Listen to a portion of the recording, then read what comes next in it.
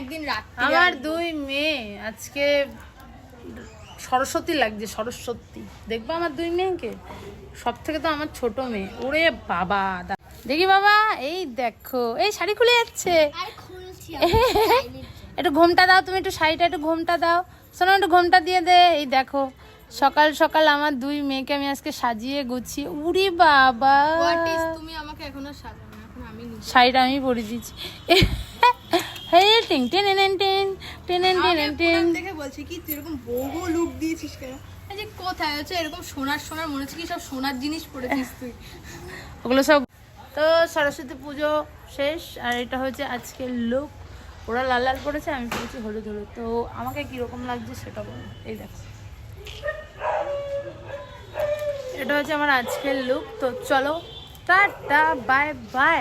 সরস্বতী পুজো শেষ, bye bye.